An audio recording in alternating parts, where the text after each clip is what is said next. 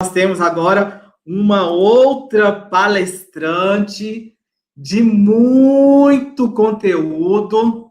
Ela já está aqui na nossa sala, já aguardando aí para aparecer, mas antes que todo mundo se desespere, digam aí nos comentários se estão gostando. O áudio tá bom para vocês? Está todo mundo certo? Todo mundo feliz? Já estão lá perguntando a palavra, né? Ah, palavra! Vamos para a palavra-chave, vamos lá. A palavra-chave é crise. Crise. Então, nós temos até agora 5 palavras, ok? Vamos lá. Relembrando, prevenção, segurança, dano, novidade e crise, ok? Prevenção, segurança, dano, novidade, crise, tá certo? 5 palavras-chave até agora e vou convidar a sala, vou trazer à nossa sala a querida Bruna Quadros, que é auditora fiscal do trabalho, uma querida que aceitou aí o nosso convite. Oi, Bruna, tudo bem? Seja muito bem-vinda. Oi, Tiago. Eu quero testar se a gente não está com nenhum problema técnico ou de delay. A princípio, eu vou compartilhar minha tela no computador e eu fiz um acerto aqui para me dirigir ao celular para ficar mais fácil, mais nítido. Ok. Se a qualidade está boa? Tá, a qualidade está boa. Só cuida que se tiver 2 microfones abertos, vai dar microfonia. Aí tu zera o microfone de um deles. Só um minutinho. Isso. Show, pessoal. Quem sabe faz ao vivo e tá tudo certo. A gente está adequando tudo aí para ofertar o melhor para vocês. Enquanto a Bruna está ajustando, tá certo? Fiz contato com o Dr. Marlos sobre o livro. O cupom tem que ser verbo 10, tudo em maiúsculo, tá certo? Tudo em maiúsculo. E caso tenha algum problema lá, chama eles no chat, no site lá do Estudo Imediato, que o suporte dele está lá à disposição para falar com vocês, tá bom? Então, enquanto estava acontecendo a palestra do Dr. Rodrigo, eu já falei com o Dr. Marlos, e o cupom verbo 10, e vocês ajustem isso aí, tá certo? Então, eu não vou falar mais, porque a Bruna tem um conteúdo riquíssimo. Bruna é coordenadora da fiscalização de segurança do trabalho, né, Bruna? E é auditora fiscal do trabalho. Eu sou coordenadora de frigoríficos aqui no estado e chefe de planejamento. Olha, que bacana. Gente, tem muito conteúdo para vocês aí. Bruna, eu não vou atrapalhar mais, vou deixar você, pode compartilhar os seus slides, que eu já libero aqui. Tá.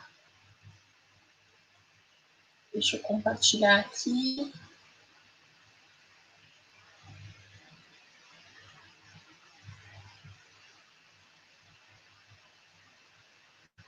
Só um minutinho.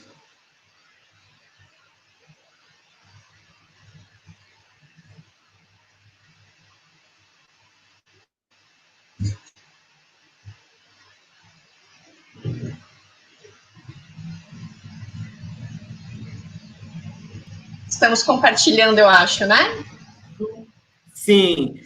Eu vou deixar você com a apresentação e retorno em seguida, tá ok? Boa palestra aí. Ótimo. Tá bom. Muito obrigada, então, pelo convite, Tiago. O pessoal que está aí online assistindo, muito obrigada pela presença, né? Meu nome é Bruna Quadros, eu sou auditora fiscal do trabalho. Eu atuo na Superintendência Regional do Trabalho no Rio Grande do Sul desde 2016. Tomei posse em 2011 em Roraima, um pouquinho longe. E essa apresentação que eu vou fazer para vocês, ela é baseada no meu curso, né, sobre a medida provisória 927936, que está disponível no canal da ENIT. Eu pedi para o Tiago disponibilizar os links do curso, né, da playlist, que é um curso completamente gratuito, que está hospedado no canal da Escola Nacional da Inspeção do Trabalho. Recomendo, vou fazer o jabazinho da escola, recomendo que vocês se inscrevam no canal da Escola Nacional da Inspeção do Trabalho, ENIT, que vocês ativem a notificação para receberem as informações sobre os próximos vídeos e cursos que nós lançamos por lá. Eu tenho um canal privado, que é de conteúdos, que chama @compliance.na.crise, que eu também peço a gentileza de vocês seguirem para que eu possa continuar fazendo lives e compartilhando conteúdos por lá, e assim atingindo mais pessoas, considerando que a Inspeção do Trabalho não possui um Instagram, a gente tem iniciativas individuais. Nosso colega que vai me seguir, que é o José Maia, né, um dos pais do eSocial, o Maia é maia.isocial, e ele deve daqui a pouquinho falar com vocês também. Queria agradecer então esse convite, Tiago, e vou começar, sem mais delongas, a apresentação. Então, a gente tem, né, duas medidas provisórias, a 927 e a 936. Uma delas foi convertida em lei, que é a 936, que virou a Lei 14.020, e a outra acabou caducando, né? O governo, intencionalmente, deixou o prazo passar, e aí a medida provisória perdeu a sua vigência, né? Então, desde 19 de julho, ela vigorou até 19 de julho, desde lá para cá, a gente não tem mais a possibilidade de firmar novos acordos e de aplicar aqueles dispositivos contidos na 927 a outros contratos e fatos trabalhistas que ocorram, tá? Vamos começar, né? Então, as medidas 927 e 936, como é que muda e agora como é que a gente se comporta? Então, o objetivo dessa palestra, né? Eu não quero fazer promessas grandiosas demais pelo nosso tempo, e eu gostaria de ter tempo de responder as perguntas que surgirem. Então, eu planejei uma palestra que não é muito longa. Se vocês querem aprender sobre a 927 e a 936, compareçam, né, na playlist da ENIT, e lá vocês têm 22 vídeos, 20 são gravados por mim, uma overdose de "Olá, meu nome é Bruna Quadros", e 2 vídeos são gravados pelo João Paulo, que, aliás, estará conosco aqui na maratona a partir das 17 horas, né, Tiago? Então, teremos outra grande estrela da inspeção, que é o João Paulo, logo mais depois do José Maia. Então, a gente tem aqui, o objetivo dessa palestra é a gente discutir o que teve de novo com a 927, e a gente não vai entrar em grandes detalhes de como fazer, afinal, já não é mais possível, né, firmar acordos e tomar iniciativas com base naquela medida provisória. Entretanto, a gente consegue, alguns acordos que já foram firmados, eles seguem se regendo por aquelas medidas, porque teve um ato jurídico perfeito. E nisso eu já estou me adiantando. Então, o objetivo da palestra 927, né, o que ela trouxe de novo e o que acontece agora que ela perdeu a vigência, e a 936 e a 14.020, também não vou entrar em detalhes de nenhuma das duas, eu vou apenas assinalar algumas diferenças e vou convidar vocês para que compareçam ao site, né, ao canal da ENIT no YouTube, para verem todos os vídeos. São 22 vídeos sobre o assunto. O que é importante antes da gente começar, tá? A gente precisa saber que, como profissional de RH, saúde e segurança, contador, advogado, a gente precisa se manter permanentemente atualizado, né? Então, aprender é a única coisa da qual a gente não deveria se cansar, a gente não deveria ter medo, e a gente não se arrepende de aprender. Aprender sempre é uma grande oportunidade, e eu sinto muito, muito prazer em passar adiante as coisas que eu sei, e eu aprendo muito quando eu faço esse tipo de palestra e de live, eu aprendo muito com as perguntas, porque sempre surge uma coisa inédita que acaba me movendo de outra forma. Então, é um prazer estar aqui com vocês, e eu quero que eu faço questão, né, de fazer abrir com essa frase do Da Vinci, justamente porque é um privilégio, né, estar aqui aprendendo com vocês, né, uma coisa que vem e vai. Então, a 927, né, ela é de 22 de março, né, desse ano, e ela perdeu o vigor ali com 60 dias, 60 mais 60, depois da sua edição. Então, a partir, né, do dia 20, a gente já não tinha mais como firmar acordos de acordo com a medida. O que é? Existem duas teses jurídicas, tá? Uma que diz, e que é a mais literal, né? Uma que diz que tudo que foi produzido à luz dessa medida não tem mais valor jurídico.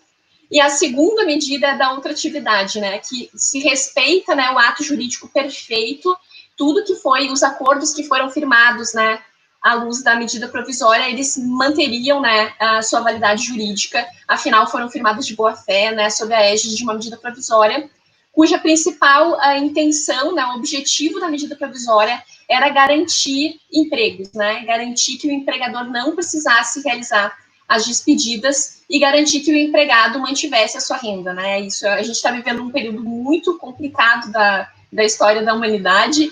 Aqui em Porto Alegre, a gente sabe que tem gente do país inteiro assistindo, mas aqui em Porto Alegre, cerca de 20% do comércio já não deve reabrir quando os decretos autorizarem, né? Isso é uma grande perda de postos de trabalho, de investimentos e de sonhos, né? Então, é muito triste que pessoas que empreendem percam, né, durante uma crise como essa, um negócio de uma vida inteira, às vezes. Então, por que eu esposo, né, a tese da ultratividade? Porque eu acho que esse é o bom direito, né? Se a medida provisória veio para garantir empregos e garantir as empresas, não faria sentido, né, com a caducidade da medida, que a gente refizesse, né, os atos, precisasse validar ou refazer os atos que foram firmados sob a sua égide. E aí eu vou dar um exemplo, questão das férias. A maior parte dos empregadores que tinha férias, né, para conceder, já concedeu,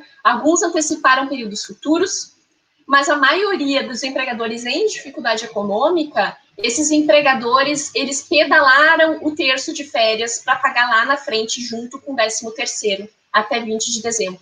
Seria uma injustiça com esse empregador que concedeu antecipadamente férias, às vezes de períodos futuros, se ele, neste momento que a medida perde seu vigor, tivesse que integralizar, né, que fazer o pagamento completo de todos esses terços que estariam em atraso, né? Então, a gente considera que o ato jurídico, né, foi perfeito, né, houve a concessão de férias, houve gozo de férias, houve a remuneração até o 5º dia útil, né, do mês subsequente ao início do gozo, e o terço de férias, que é o que realmente foi postergado, esse terço de férias não vai ser antecipado se nós esposarmos essa teoria. E eu acredito que seja essa teoria que vai prevalecer nas cortes, né? Então, os acordos firmados permanecem válidos. As principais alterações... Ai, aqui ficou pretinho, era para ter ficado branquinho. Aqui a gente tinha ícones. A gente teve, então, alterações na medida 927, o teletrabalho, o banco de horas, férias, FGTS e SST. Lamento que tenha ficado, para mim aqui, ele fica legível, mas acho que está muito escuro para vocês enxergarem as sombras.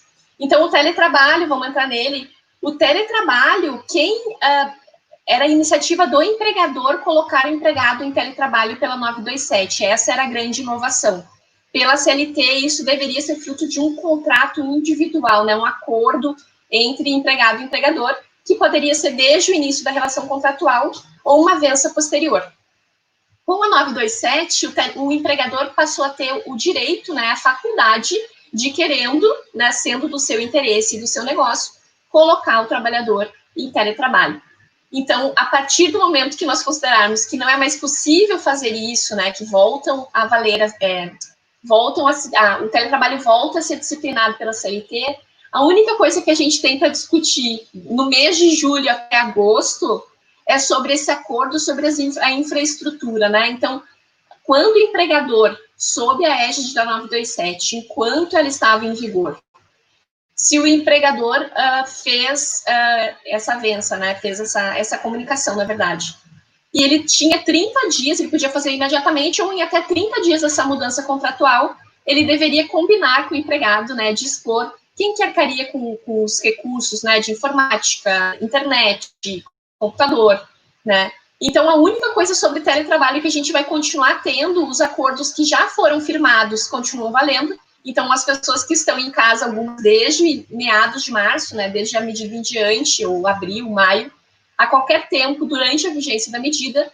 que o trabalhador tenha entrado em teletrabalho, pode permanecer, né, é válido essa disposição que foi no lateral do empregador. A única coisa que a gente tem que observar é que o empregador que não fez a avença ainda, né, até 30 dias dessa mudança de regime de trabalho, ele tem que fazer, tá? E se não fez ainda, é bom documentar para que isso não perca de vista. Em relação ao banco de horas, o banco de horas instituído e as horas, né, acumuladas durante a vigência da medida provisória serão repostas, né, serão compensadas de acordo com o que estava disposto no acordo do banco de horas. Então, a gente tinha aqui algumas mudanças importantes em relação à CLT. Na CLT, nós tínhamos restrições de quantos dias por ano a gente poderia fazer compensação de banco, e aqui, com a medida provisória, nós não temos limite, o limite é de 2 horas. Eu acho que deu uma falhada aqui. O limite é de 2 horas diárias, né, até o limite de 10, dependendo da jornada que o empregado executa, e há 18 meses para compensação até, né, após o período da pandemia. Então, o empregador, assim que o governo der por encerrada a pandemia, né, fizer um decreto legislativo, como fez o número 6 em março, fizer um decreto, acabou, né, e a gente torce para que isso aconteça logo. A partir deste marco legal, a gente vai poder contar 18 meses, né, vai fluir 18 meses, a partir dos quais ainda poderá haver compensação de acordo com a 927. Né? Então, aqui não tem grande novidade. O que delicado e importante, a minha orientação ao empregador é que, até que o Ministério do Trabalho e Emprego se pronuncie, ou o MPT, ou o Judiciário, de forma muito peremptória, mediante nota técnica, que não utilizem esses critérios para a compensação de horas que forem apuradas depois da vigência. A minha avaliação, que não é muito conservadora deste artigo, é de que, uma vez firmado o acordo, as horas acumuladas dali em diante poderiam ser compensadas dessa forma até o fim da pandemia, inclusive depois do fim da pandemia. Uma visão menos liberal, mais conservadora, diria, a partir daqui, né, este marco, a partir de 20 de julho, as horas acumuladas voltam a ser compensadas conforme o acordo antigo. Né? Então, esse é um cuidado que tem que ser adotado, há um risco jurídico, o advogado sabe que o direito, né, o reino do depende, e depende de muitos atores, de muitos agentes. Eu prefiro orientar a medida mais conservadora, que não é a que eu esposo neste caso. A Inspeção do Trabalho não se pronunciou ainda sobre a perda de vigência da 927, e enquanto a inspeção não se manifestar, a minha obrigação como auditora é dar a interpretação mais literal possível. Né? Então, a minha interpretação seria, a minha orientação para o empregador, para o contador, para o empregado, é que as horas que começarem a ser acumuladas daqui em diante, né, do fim da vigência em diante, voltem a ser regidas pelo acordo antigo. Né? Agora, se as pessoas quiserem correr o risco, isso é por conta delas depois. Mas a minha orientação, né, a orientação mais segura seria essa. Em relação às férias, né, a gente teve muita desconfiança e muita dúvida do empregado em relação ao instituto. Então, as férias, elas, geralmente, todo mundo sabia que as férias tinham que ser avisadas com 30 dias de antecedência, de que deveriam ser remunerados as férias com antecedência também, uma antecedência mais curta, né, que eram os 2 dias, mas o empregado já tinha isso, né, no seu arcabouço jurídico, já era um direito que ele sabia que tinha. Eventualmente, o empregado desconhece seus direitos, mas as férias é um direito que quase todo mundo conhecia. E de uma hora para outra, né, com o advento da 927, as regras mudaram e o empregado ficou desconfiado. Afinal, ficaram muito desfavoráveis para o empregado as regras da 927. E isso gerou uma grande discussão jurídica, especialmente, na minha avaliação, quanto aos períodos futuros, cujo período aquisitivo ainda nem tivesse começado. Né, poderia haver acordo individual entre empregador e empregado para antecipar o gozo de férias futuras, né, cujo período aquisitivo, né, ainda não tivesse nem começado. Eu recomendei, né, eu fui plantonista durante uns 3 meses aqui durante a crise, antes de virar chefe. Eu recomendava que as pessoas não fizessem acordo sobre períodos futuros. Por quê? Porque as férias é um momento de descanso, de repouso, e tem valor para a saúde do empregado, inclusive mental e física também, mas principalmente mental. E nós estamos vivendo um período de pandemia, né? E nesse período de pandemia, o que nós temos? Nós temos uma grande insegurança de todos os lados, ninguém se sente seguro e confortável na posição que está, então todos estamos mais estressados, mais ansiosos, alguns mais deprimidos, né, alguns até com ideações suicidas ou coisa desse tipo.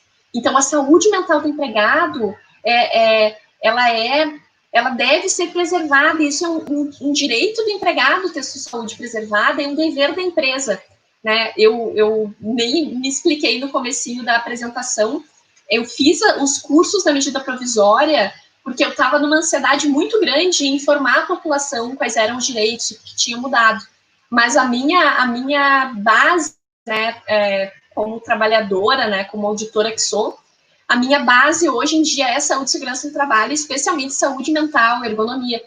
Então, esse é um assunto que me fascina muito, eu já demorei bastante nesse slide, mas eu queria só frisar, né, que a questão do adiantamento de períodos futuros de férias, ele é contraindicado, né, sob o ponto de vista da saúde e segurança do trabalhador, né. Que bom que isso já não vale mais, então quem tinha férias para dar, deu, né, quem quis antecipar períodos futuros, o empregado acordou, né, manifestou sua vontade de antecipar, já antecipou, isso não ocorre mais. O que vai acontecer, né, durante julho e agosto? As pessoas que saíram, tiveram suas férias comunicadas ainda no mês de julho, né, e saíram em férias de acordo com a medida provisória, elas vão receber essa remuneração até o 5º dia útil de agosto, né? E o terço continua sendo destinado para dezembro, né, para o dia 20 de dezembro, que é quando a obrigação da gratificação natalina passa a ser exigível em sua integralidade. Então, esse cuidado, tá? Então, não dá mais para conceder férias de acordo com a medida provisória, volta a valer, a ser aplicáveis, né, voltam a ser aplicáveis os dispositivos da CLT em relação à matéria, mas quem já concedeu tem que pagar agora em agosto, quem já saiu em gozo em julho, e o terço, né, ninguém vai exigir que vocês antecipem esse terço, a empresa podendo, pode fazê-lo, mas a exigibilidade, né, essa capacidade do Estado, né, exigir isso só se consolida lá em dezembro, exceto, claro, em relação aos empregados que tiverem seus contratos rescindidos antes disso, e aí o terço vai entrar no termo de rescisão do contrato de trabalho. FGTS parcelamento mantido. As pessoas, né, as empresas que optaram por pedalar o FGTS, né, de março, abril e maio, a partir de julho em até 6 parcelas, quem já fez essas comunicações nas competências corretas, conforme portaria, essas pessoas já conseguem ter esse parcelamento mantido. O governo não vai exigir essas competências, exceto, né, de acordo com a medida mesmo, exceto para os trabalhadores que tiverem seu contrato rescindido, aí, para eles, a empresa deve antecipar essas parcelas, esses recolhimentos, perdão. Exame médico, os treinamentos de CIPA, de novo, né, toda essa minha live é com base na orientação mais conservadora, que eu avalio, que o administrado, né, o cidadão mereça. Então, na medida 927, nós tivemos a suspensão da exigibilidade de exames médicos, treinamentos e CIPA. De novo, eu convido que vocês assistam esses meus vídeos sobre essas 3 matérias lá no canal da ENIT. Mas o que dizia a medida provisória, né? Não se pode exigir que se façam alguns desses exames e alguns desses treinamentos, e esses que não forem realizados, né, durante a vigência da medida provisória, eles devem ser realizados. Perdão, entrou. Esses cursos devem ser realizados, né, em 60 dias. Os exames, né, e os cursos têm esse prazo da medida provisória para serem realizados. A minha avaliação, tá? O que eu entendo que seria o bom direito. O exame não foi realizado no curso da pandemia por iniciativa do médico coordenador do PCMSO. Ele optou por realmente se utilizar dessa brecha, né, dessa alternativa legal, e ele resolveu adiar a realização desses exames. A interpretação mais conservadora seria, a partir da perda da MP, realizar esses exames nos prazos que foram indicados pela medida provisória. uma interpretação mais literal, que seria a minha, mas, né, não é o que eu vou passar para vocês, seria o fim da pandemia. Então, o marco temporal pode ser, né, o fim da pandemia ou o fim da vigência. Aqui eu coloquei o fim da pandemia, que é a minha opinião, mas eu sugiro que vocês utilizem o fim da vigência do MP como marco para contagem, tá? Até que haja manifestação de autoridades trabalhistas, é mais seguro realizar esses exames e esses treinamentos em 60 ou 90 dias, dependendo do que for. Agora entramos na 936. Eu não sei, Tiago, se tu quer... Eu vou interromper o compartilhamento aqui.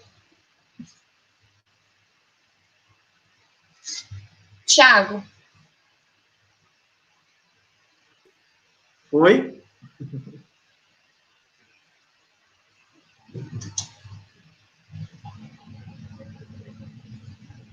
Alô? Oi, pode falar, Bruna.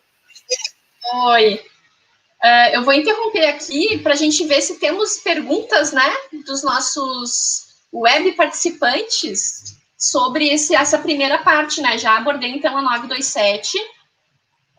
Vou diminuir um pouco essa luz que está me dando muito calor. Olha só, tem uma pergunta Vamos aqui. Vamos ver o que temos de dúvidas. Isso, tem uma pergunta que eu achei interessante, mas eu acho que o pessoal está mais na expectativa pela 936, tá? Foi convertida em lei. Pronto, então, qual que é essa dúvida que tu tem na 927? Ele diz assim, ó, sobre o teletrabalho, após o dia 20/7, a empresa tem que fazer um novo contrato de trabalho? Não. Se já houve, né, já houve uma mudança de regime, foi unilateral por parte do empregador, depois houve uma avença em até 30 dias, combinando, né, quem vai pagar a internet, se a empresa fornece o notebook, se o notebook que é do empregado, essa avença, né, um acordo, foi feito em até 30 dias essa mudança de regime unilateral.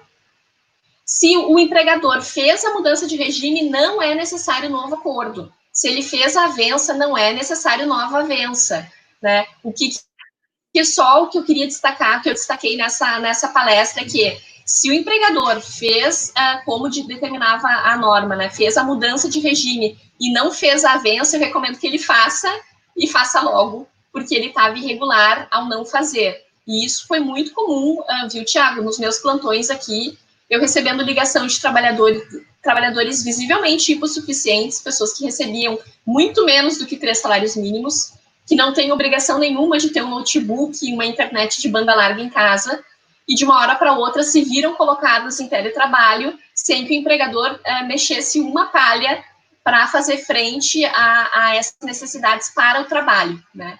Então, isso é uma coisa condenável, né? O ônus da atividade econômica é do empregador. A medida provisória ainda permitia algum tipo de avença, mas o empregador que não faz avença nenhuma, ele está errado, ele está incorreto, e ele pode sofrer sanções, tanto pela inspeção do trabalho, como na esfera judicial, caso haja uma reclamatória. Então, se durante a crise o empregador colocou um trabalhador de um salário e meio, 2, 3, até mais, né, mas vai sensibilizar o juiz à hipossuficiência. Se o empregador colocou em teletrabalho uma pessoa que não tinha condições de prover os meios para trabalhar, ele está causando um dano até moral a esse trabalhador, né? E eu tive trabalhador muito triste, as histórias que a gente ouve em plantão, vocês não têm ideia, assim, a carga emocional que o plantonista fica sujeito. E eu tive trabalhador que usava o celular emprestado da irmã, enquanto a irmã não estava trabalhando no próprio celular. Então, era um celular para 2 pessoas trabalharem em regime de teletrabalho. Isso é uma condição de trabalho absolutamente indigna, né? Eu protesto e eu queria sinalizar, aproveitar a oportunidade de estar falando com tanta gente, de dizer, sejam para os trabalhadores tão humanos quanto vocês gostariam que fossem com vocês, né? Então, todos somos seres sencientes, né, com sentimentos, com emoções, com necessidades, e o trabalhador sofreu um bocado, né, agora com a medida provisória 936, especialmente, né, que reduziu para algumas pessoas de forma muito abrupta, de um mês para o outro, a sua remuneração. Então, só para o empregador ter esse tipo de cuidado quando tratar de teletrabalho. Então, não fique avença durante a vigência, faça de uma vez, né, preencha, esse requisito o quanto antes. Ok, tem uma outra pergunta aqui que eu achei bem interessante, Bruna, que fala assim, ó, se a data da votação da CIPA seria a data base em fevereiro e não foi feito, vale a desculpa da pandemia ou a empresa pode sofrer punições? Excelente pergunta, né? Queria agradecer, provavelmente o trabalhador, um cipeiro deve ter feito essa pergunta, ou um sindicalista. Não, a medida provisória... Pode seguir que não tem o nome da pessoa. A medida provisória, ela é de 22 de março, né? Nós falamos sobre isso na apresentação. Se a gestão CIPA 2019-2020 se encerraria em fevereiro, isto é, antes da medida provisória, a medida provisória não alberga essa não realização de eleições e essa essa falta de troca, né, dos cipeiros, né? Então, a empresa, né, que antes da medida provisória estava com a CIPA atrasada, ela cometeu uma irregularidade de acordo com a norma regulamentadora número 5 e está sujeita à autuação normalmente. Agora, a empresa, né, que teve a sua gestão CIPA 2019-2020, o mandato se encerraria durante esse prazo de vigência da MP, evidentemente que essa empresa, ao prorrogar esses mandatos, estava agindo de boa fé, né, amparada pela medida 927. Agora, uma vez que a gente encerra as gestões que vão se encerrar, né, entre agosto e o final da pandemia, que nós sabemos quando vai ser, essas gestões não têm amparo da 927. O máximo que a gente pode entender é que algum atraso no processo eleitoral das CIPAs que vencem em agosto, ele pode acontecer. Então, se a gente tinha uma CIPA para vencer em 1º de agosto, não tinha como...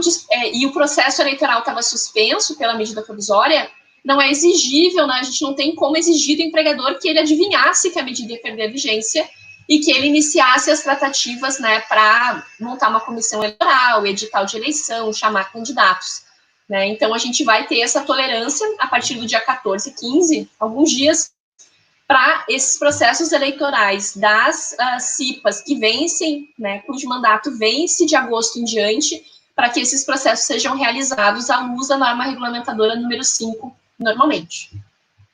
Show. A última pergunta que eu achei bem interessante é que fala assim, ó, com relação à CIPA, que foi com relação à CIPA, que foi eleita uma nova formação, e não conseguimos fazer o treinamento.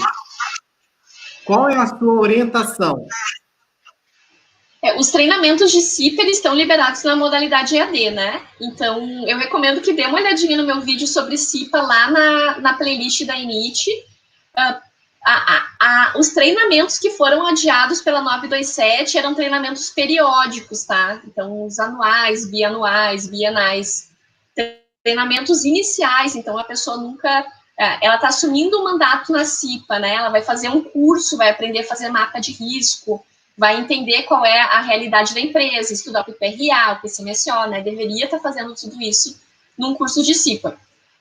Então, não estava autorizado a não fazer. Quem foi eleito, né, durante a pandemia, a maior parte das empresas fez modalidade EAD, ou fez treinamentos online, né? Fez treinamentos online, ou fez capacitações observando o distanciamento em área externa, refeitório, principalmente.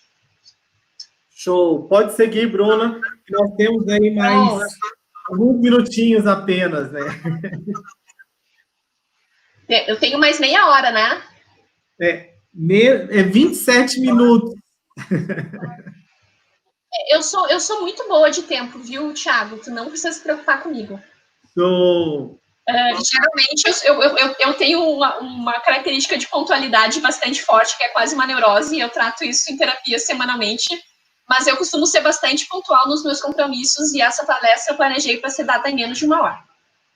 Então, Em relação ao benefício emergencial, né, do Programa de Preservação do Emprego e da Renda, o objetivo do programa, né, é preservar a renda do trabalhador e também manter as empresas, né? Foi por isso que o governo veio com essa inovação, com esse programa novo. Talvez os senhores se recordem do artigo 18 da 927, que provocou um enorme celeuma, porque vinha com uma suspensão não remunerada, não necessariamente remunerada, e isso causaria, né, uma confusão social muito significativa.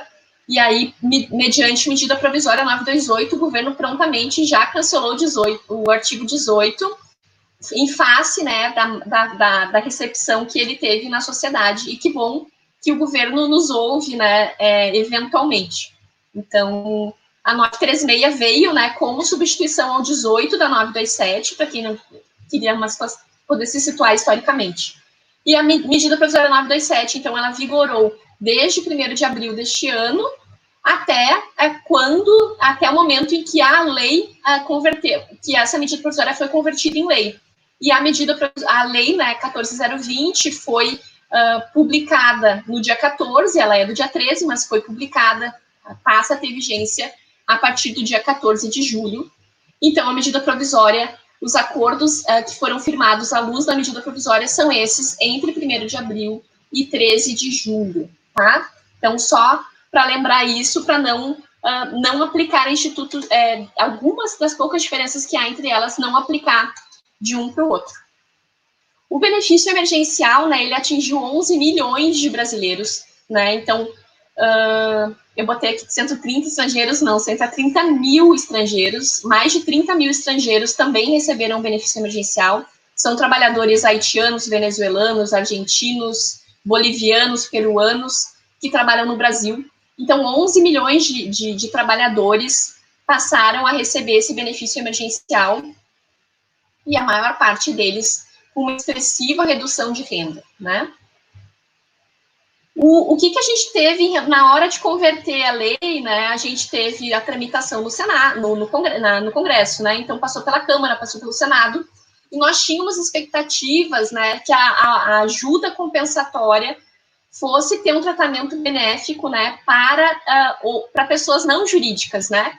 Então, para o empregador doméstico, para o empregador rural e para a pessoa física, né, que emprega pessoas, como é o exemplo aqui que eu trouxe no slide, é um dentista, mas pode ser, por exemplo, um dono de cartório, que é pessoa física, né? Engenheiros, advogados, eventualmente. Então, nós temos, essas pessoas tinham expectativa, porque até o Senado tinha passado e o presidente acabou vetando o tratamento tributário mais benéfico para essas 3 categorias de empregadores, né? Então, para essas 3 categorias que, se você for olhar a imagem, né, o empregador doméstico é uma pessoa como eu e você, né? Uma pessoa que é uma pessoa física e tem alguém que realiza serviços domésticos sem intuito de lucro, né? Não é uma atividade econômica, é para benefício da família, né? Então, essa pessoa não tem nenhum incentivo, né? Na lei 14.020, não tem nenhum incentivo para pagar ajuda compensatória para completar o salário do trabalhador, né? Para completar a renda. Então, se você tinha uma empregada doméstica que recebia R$2.000, por exemplo, o benefício emergencial do governo na suspensão vai ser 1.813, 1.814, né, que eles arredondam. Então, esse trabalhador vai perder ali R$200, que para alguém que ganha 2.000 é 10% do seu salário, né? É um botijão de gás, uma conta de água e uma conta de luz, às vezes. Então, é bastante importante esses R$200 para essa pessoa. E aí, o empregador doméstico, né, as famílias tinham a expectativa de que poderiam pagar essa ajuda compensatória e que ela receberia, né, o tratamento tributário preferencial pela lei 14.020, né, pela lei que convertesse a medida provisória. Isso não se concretizou, é um lamento. Há justificativas técnicas, né, mas são expectativas que foram frustradas. O empregador rural, mesma coisa, e a pessoa física, né, do pessoal do CAEP, também não vai conseguir se utilizar de incentivo, né, tributário para pagar a ajuda compensatória. Ao contrário de empresas grandes e pequenas, inclusive as milionárias, né? Então, a gente vê, enfim, não vou tecer nenhum tipo de consideração de juízo de valor, mas vocês entenderam o que eu quis dizer. O que a gente tem, né, e quem assistiu os meus vídeos sobre suspensão e redução lá no canal da Enit, né, de novo, quem entrou agora, temos uma playlist de vídeos no canal da Enit no YouTube, peço que vocês se inscrevam e vejam a playlist. A gente tinha uma discussão bastante importante em relação à gestante. A minha orientação, né, é que a gestante não assine acordo de suspensão e redução. Afinal, ela não é obrigada. O acordo é a junção de duas vontades. Por que uma trabalhadora com garantia, né, constitucional abriria mão da sua remuneração para fazer um acordo em prejuízo da sua remuneração? Por que uma pessoa, justamente numa fase da vida, que está comprando enxoval, que tem que fazer uma dieta melhor, não pode comer porcaria, né? Tem que comer fruta, legume, verdura, complemento nutricional. Por que essa trabalhadora firmaria um acordo para ganhar menos?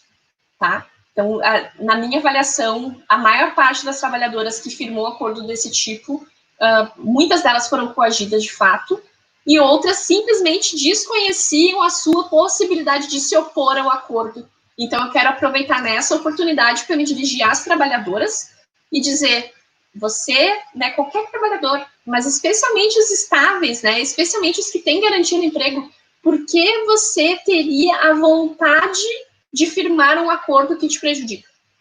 Né? Então, para gestantes, eu recomendava que, firmando o acordo, combinasse, né, avançasse, ou tivesse uma cláusula dispondo sobre ajuda compensatória, de forma que ela não tivesse prejuízo.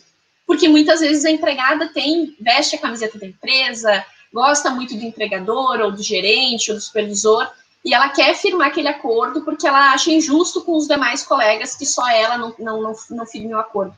Não tem problema, firma o acordo. Mas você, empregada gestante, você cipeiro, você dirigente sindical, você tem o direito de negociar condições favoráveis a você, né?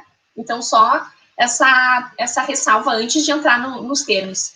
Então, na 936, nós não tínhamos nenhum dispositivo explícito sobre a garantia provisória da gestante, tá? Então, a princípio, pela 936, e é isso que vale na interpretação mais conservadora, vale a garantia no emprego depois do retorno do trabalhador após o final, né, da vigência desse acordo de redução ou de suspensão. Então, vamos só planificar aqui. A garantia provisória da 936 é durante a vigência do acordo. Então, estando o acordo, o contrato com jornada reduzida e salários por consequência, com jornadas e salários reduzidos, ou o contrato temporariamente suspenso, durante o período em que houver essa normalidade contratual, né, que houver essas alterações, o trabalhador tem a garantia no emprego, não pode ser despedido sem justa causa. E no retorno, né, às atividades, né, no retorno após o final deste acordo, o empregado tem garantia, e isso é importante fixar também, garantia de um período equivalente ao acordado. E aqui a gente tem outra grande confusão que o mercado implementou, de que a garantia prevista na medida provisória e na lei também, em tempo equivalente ao período acordado, não o período em que, de fato, o contrato esteve reduzido ou suspenso. Então, se houve uma antecipação da vigência, né, do fim da vigência deste acordo, então o empregador combinou 60 dias de suspensão, no 45º dia disse, volta Bruna, vamos trabalhar, porque o decreto permitiu que nossa cidade voltasse a funcionar na nossa atividade econômica, preciso de ti. E eu, em 2 dias, né, em 2 dias volto a trabalhar, e ali eu passo, né, voltando a trabalhar, eu passo a ter uma garantia, né, minha garantia é de 60 dias, que foi o que eu combinei com ele lá atrás, não é de 45, que foi o tempo que meu contrato esteve suspenso, é 60 dias, tá? Então, isso é o que diz a medida provisória. Em relação à gestante, a medida não excetuava. Então, a garantia provisória seria após o retorno às atividades. Então, a gestante não teria grande vantagem, né? Ficaria perdida essa garantia. E isso veio de diferente na medida 14020, que ela disse, não, a empregada vai gozar a sua licença conforme o ato das disposições constitucionais transitórias, vai gozar a estabilidade dela, e após esse período, vai ter uma garantia no emprego equivalente ao tempo do acordo firmado. Tá? Então, a gente tem esses 2 tratamentos, eu oriento o empregador a considerar também para a 936 essa interpretação da 14.020 por uma questão de risco jurídico e de possibilidade de isso no judiciário ser convertido, né, em favor da empregada, e aí o empregador ser obrigado a pagar, sem utilizar os serviços, mais 2 meses. Isso não é do interesse da empresa. Não é interesse da empresa indenizar períodos na justiça que ela poderia ter utilizado aquela força de trabalho para atingir o seu objetivo econômico, né? Não é inteligente. E a gente espera, né, que os nossos gestores econômicos hajam movidos pela racionalidade pela racionalidade, né, e considerando a escassez dos recursos. Então, por que tu vai indenizar algo se tu pode utilizar essa mão de obra, né, que seria no caso do trabalhador, por mais 60 dias, 90 dias, 120, tá? Então, é só essa ressalva, pela lei, não teria que aplicar depois da estabilidade gravídica, mas eu oriento para que tenha um comportamento mais conservador, até que a gente já tenha algum tipo de noção de como vai ser a jurisprudência. Em relação ao salário maternidade, isso foi uma coisa que me incomodou muito, né, e nos vídeos da medida provisória da 927, que a gente emite, eu mencionei isso. Quando a trabalhadora está como facultativa, né, ela não está como empregada no regime de previdência, ela passa a estar sujeita a uma série de critérios, inclusive de carência, né? Então, eu considerava que para a trabalhadora não era seguro sair a trabalhadora do segundo trimestre em diante, do final do segundo trimestre em diante, né? Então, com 6 meses, 5, 6 meses que o feto passa a ser viável fora do útero, né? Geralmente a partir dos 7º. Então, do segundo trimestre em diante, especialmente no terceiro trimestre, a trabalhadora não firmasse esse acordo. Afinal, eu não sabia como que o INSS ia tratar essas trabalhadoras que pedissem, né, o salário maternidade durante a crise, seria utilizar o regramento da facultativa ou se ia considerá-lo empregado. Graças a Deus, né, a gente teve isso foi esclarecido na lei 14.020, e aí a empregada, né, advindo o parto, né, ou a licença, aqueles 28 dias, o empregador tem o dever de imediatamente comunicar ao governo para cessar o bem e fazer a comunicação à autarquia previdenciária para que a empregada ingresse no salário maternidade. E aí o empregador vai pagar na folha como fazia normalmente, tá? Então, isso são coisas importantes que a gente precisa destacar, que é o caso da trabalhadora gestante. Em relação aos aposentados, vocês não têm ideia de quantos trabalhadores me acionaram por plantão para dizer, eu assinei o acordo com a empresa e agora veio uma notificação de que eu não vou receber porque eu sou aposentado. O empregador jamais deveria ter proposto um acordo a um trabalhador aposentado, né? E isso a gente tinha de forma mais expressa, né, na portaria 10.486. Então, na portaria, a gente tinha, né, as vedações de forma mais expressa, e ali ficava bem claro que o aposentado não podia firmar acordo individual. Agora, o que teve de novidade, né, para 14.020, a gente acaba convalidando para esses acordos que foram firmados depois, né, dá para convalidar. Não tem, se fizer acordo individual, né, o governo não vai fazer a contrapartida do benefício emergencial, mas o empregador, né, pode propor este acordo desde que faça, né, o pagamento dessa ajuda compensatória equivalente, pelo menos equivalente ao benefício emergencial que o trabalhador receberia. Então, vamos dar um exemplo. Nós temos um trabalhador que tem 70 anos, ele é empregado na indústria, isso é muito comum, trabalhador empregado na indústria, ele já tem uma aposentadoria e firmou um acordo individual. Na hora de cruzar, de fazer os batimentos, a Dataprev falou, esse trabalhador aqui não podia ter firmado o acordo, logo não vou pagar o benefício. Isso não vai mudar, o benefício não deveria nem ser informado, né, governo, não tem necessidade. Se o empregador pode fazer essa ajuda compensatória maior ou igual ao benefício emergencial. E no caso das empresas grandes, né, com faturamento superior a 4,8 milhões, então vai pagar uma ajuda compensatória igual ao bem, mais 30% do salário do trabalho, né, do trabalhador. 30% da média salarial daquele trabalhador seu que já é aposentado no regime de previdência. Foi muito bom, e graças a Deus que a 14020 trouxe expressamente que não se aplica o factum principis durante a crise em relação aos decretos do poder executivo estadual e municipal. O próprio presidente da República tinha sugerido que haveria irresponsabilidade desses outros agentes públicos e que eles poderiam, né, ser responsabilizados de acordo com a CLT. E aqui a gente está afastando o factum principis, né? Há várias discussões da doutrina sobre isso, mas basicamente, durante a pandemia, essas ações do poder público de restringir as atividades econômicas, elas não são inoportunas e não são baseadas numa arbitrariedade ou numa discricionariedade, né? Essas medidas, elas são essenciais para a manutenção da sociedade inteira, né? Para que no Brasil a gente tenha um sistema único de saúde. Se o poder público, né, estadual e municipal, não fecha as atividades econômicas que sujeitam as pessoas a maior exposição e contaminação, esse poder público, né, ia ser responsabilizado por outras coisas muito mais graves, né, que são as mortes que haveriam em decorrência desses colapsos. Então, felizmente, né, a 14020 trouxe, afastou, né, o factum principis durante a pandemia para os atos, né, do executivo. O que é importante a gente sinalizar, né? O 24 da 14020, ele vai falar o seguinte, vou ler aqui com você, resumir aqui. Acordos celebrados com base na MPV 936 regem-se por ela, né? Isso é um bom direito, já diz isso, né? Mas ele só está alertando. E aqui ele traz a norma interpretativa do parágrafo 5º do artigo 12, que é o que fala sobre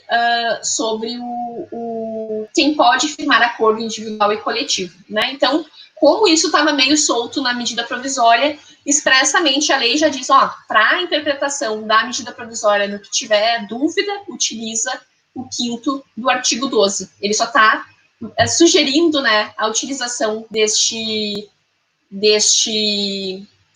dispositivo para preencher uma lacuna, que seria algo que fatalmente um bom jurista já faria, né? Então, ter esse cuidado de lembrar que o que aconteceu sob a égide, né, sob a luz da 936, segue sendo regido pelo que está lá. No que você tiver dúvida, recomendo que utilize como critério interpretativo o que está na 14020. Mas a 14020 expressamente só manda utilizar o que está ali no 5º do artigo 12. Eu não incluí aqui, porque não achei que fosse necessário, mas já que eu falei do 12, na 14020 a gente tem uma mudança em relação a quem pode firmar acordo individual, né, e como são esses acordos. Então, na medida provisória, nós tínhamos os 3 salários mínimos, né, os R$3.135, como limite, né, a partir do qual não poderia ser firmado o acordo individual. Para as empresas grandes, né, essas com faturamento superior a 4,8 mil, a gente, na lei 14020, teve uma redução para 2 salários mínimos, né, o equivalente a 2 salários mínimos atuais. Então, só esse cuidado, empresas grandes, né, com faturamento maior que 4,8 mil no último exercício, que quiserem reduzir e suspender contratos, reduzir a partir de 50, 70, ou quiser fazer a suspensão contratual, só pode fazer isso, né, com acordo individual para trabalhadores de até 2 salários mínimos. E por que, né, as pessoas têm essa preocupação e essa discussão não é incomum ser proposta via chat, então já vou me adiantar aqui para uma pergunta que fatalmente aparece. Por que o trabalhador mais pobre pode firmar acordo individual para reduzir 50, 70 ou integralmente, né, no caso da suspensão, e um trabalhador que ganha acima de 3 salários mínimos não pode? E aí a resposta que eu dou, e me parece muito razoável, senão não daria, a resposta que eu dou é que o trabalhador que tem uma renda mais elevada, quando ele cai nos critérios do bem, ele vai receber R$1.800, né? O que para alguém que ganha acima de 3 salários mínimos é muito pouco, né? Então acaba gerando uma convulsão, acabaria gerando uma convulsão social.